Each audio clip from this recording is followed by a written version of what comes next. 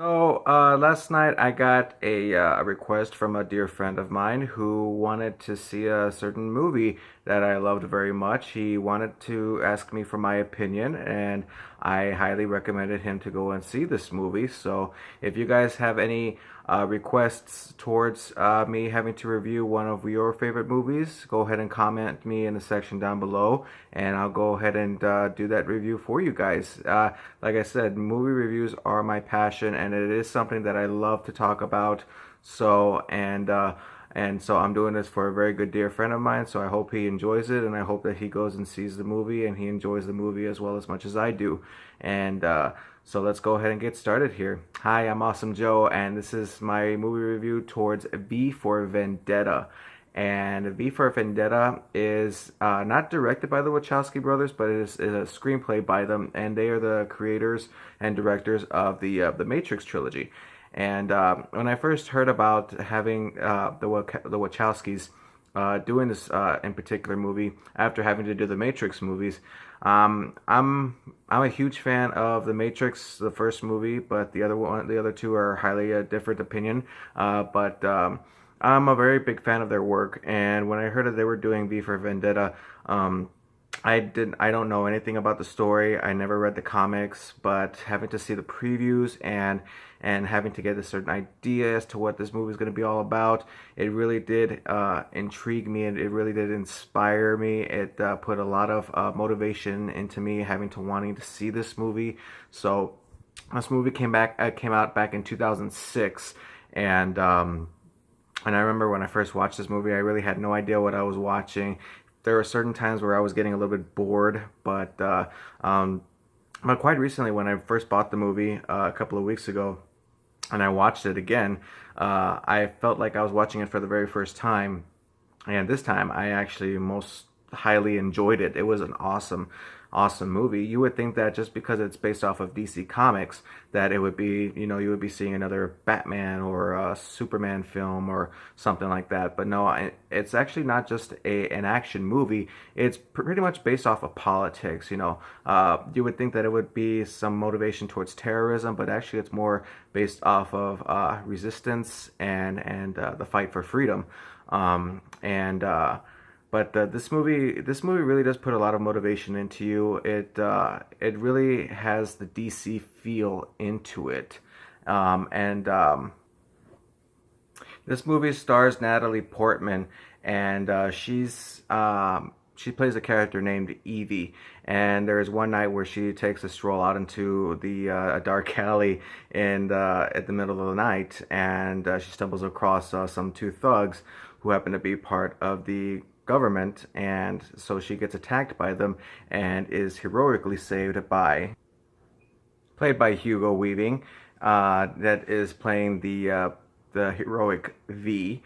And he doesn't really have a personal name. I mean, he does have one, but he's a man who's pretty much who's gone through so much in his life, and he's spent so many years having to be this so-called vigilante slash terrorists in London, England, and so he saves Natalie Portman's character Evie, and he brings her to a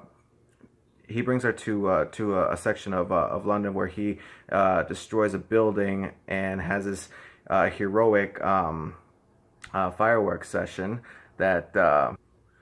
So once when he has the explosions going off, and then the politicians they see that what he's done, they get a little bit terrified and wanting to see who this person is, who this so-called slash terrorist is, and it's an ongoing search as to who he is and what he's up to and why he's doing it, so he does this little broadcast session that to announce to the whole city that he is in the middle of doing a certain plan, that it's going to take a 1 year's time, and this takes place on the date of the 5th of November, and he does a little saying called he says, remember the 5th of November. And it gets you to thinking as to what that all means. And within the whole entire movie, which is all in 1 year, that from the 5th of November of 1 year all the way to next year's 5th of November, trying to figure out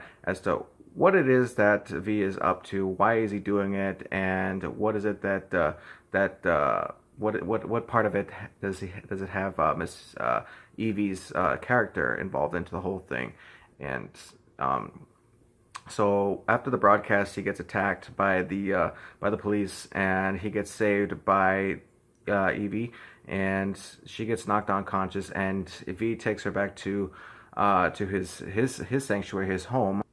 Now, this may seem like he's holding her hostage or like a Silence of the Lambs type of thing, but no, exactly, it's to where he's kind of repaying her. He sees something special in her, and he sees it as a mere coincidence, having to know that Natalie Portman's character named Evie is pretty much compared to everything that he's gotten himself involved with, which is practically everything about him is V. V this, V that. I mean, V is everywhere with him. I mean, not only just his name, but he's also V with he was imprisoned back in a couple of years back for within the time of which what brings the government in, and they capture them, they torture them, they do experiments on them, and he was actually one of those mere examples of their experiments. So there was one night where there's an explosion, and it causes him to escape from that. And and according to what we know, because we don't know what he looks like, we don't know what's underneath that mask, and we don't really know as to if he actually is Hugo Weaving underneath that mask, or is it just the voice of Hugo Weaving. But I really love the fact that he only wears a mask, and we don't even know what's underneath that mask, because if we were to know what's underneath the mask, it would really take away the whole idea as to why he's even V in the first place. So the mask, it becomes more of an idealism. He's kind of more like, you would say, Batman mixed in with Zorro put together. And like I said, the heroism of him, it's just amazing. He's not like a typical Spider-Man or Iron Man type of thing. No, he's pretty much part. He's meant to be part of the DC comic universe, and it all works out just fine. It's an awesome movie. I mean, there's nothing bad about it that I can say per se. It really bases when we talk about governmental politics within movies. It's pretty much they try to do it based off of reality terms, and they somewhat do this in this movie as well. And it gets kind of boring every once in a while. Those are one of the reasons as to why the Star Wars prequels are terrible, because there's so much politics involved within them. But if you ask me, it's really a big part of the movie. It's the reason as to why we have V in the first place.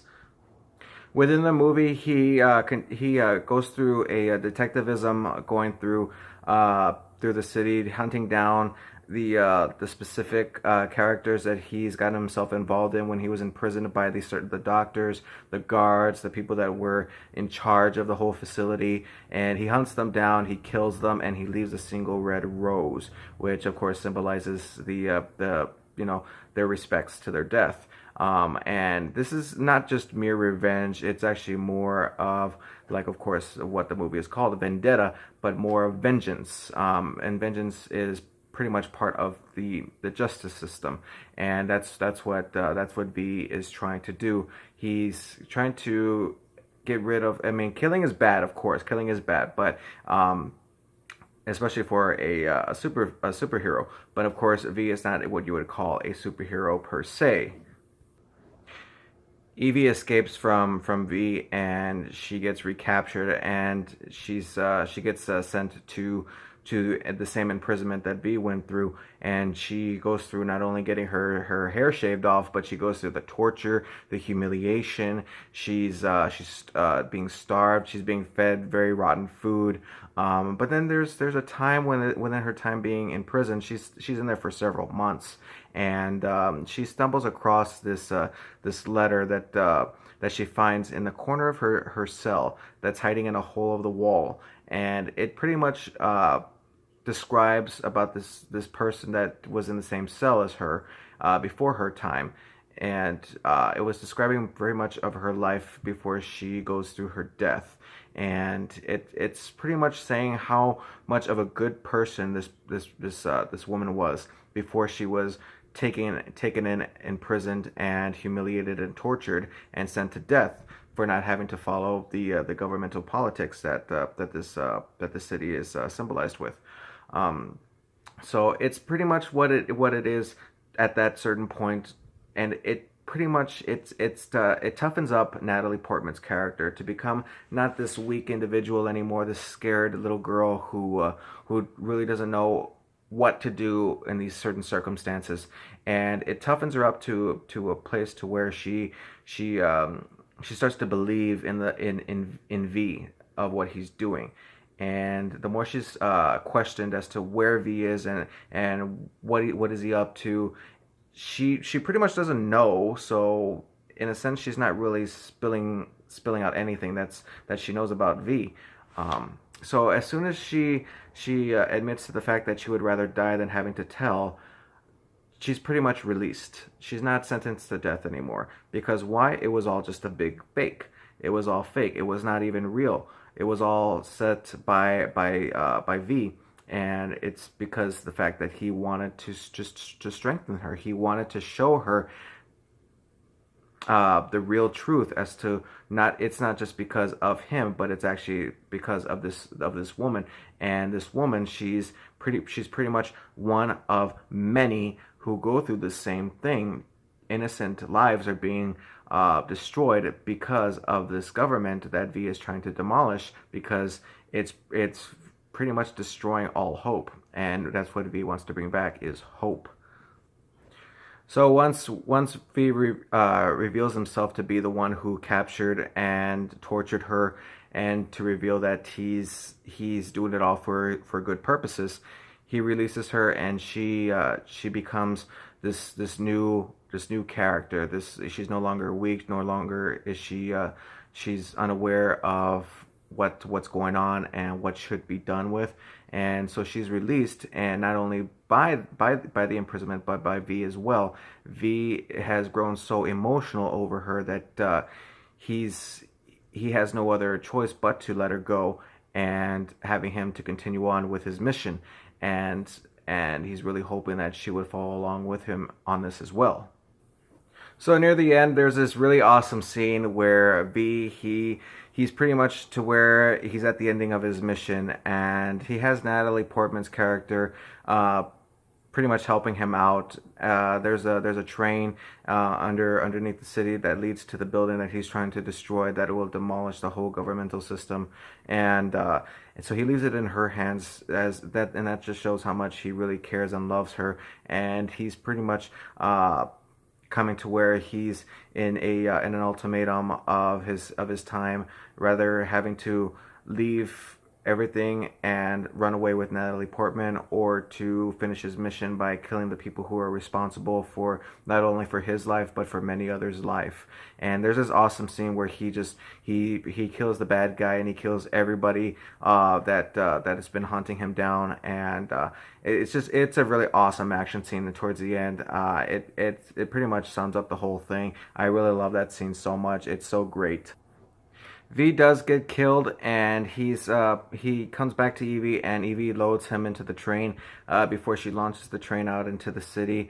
And then the people he inspires and brings hope into the whole entire city, and they are all of witness to the explosion. And I think that's pretty awesome. It's just amazing. He brought hope back into the city, and it's just amazing. I recommend you guys to go and watch this movie. And if you guys have any questions, comments, or concerns, or complaints towards this movie, go ahead and comment in the section down below, and I would be happy to have an awesome conversation with you towards this. So I give my rating towards V for Vendetta an awesome 8.9. It's an amazing movie. I recommend you guys go and see this. So if you guys watched it, or if not, go ahead and watch it. Let me know in the section down below, and we'll go ahead and have a conversation with it. But if you have any requests towards any movies that you would like for me to review on, go ahead and leave me a message, and I'll go ahead and do it for you guys. So thank you so much for taking the time to watch my video. You guys are a huge inspiration, and I will see you guys next time. Bye.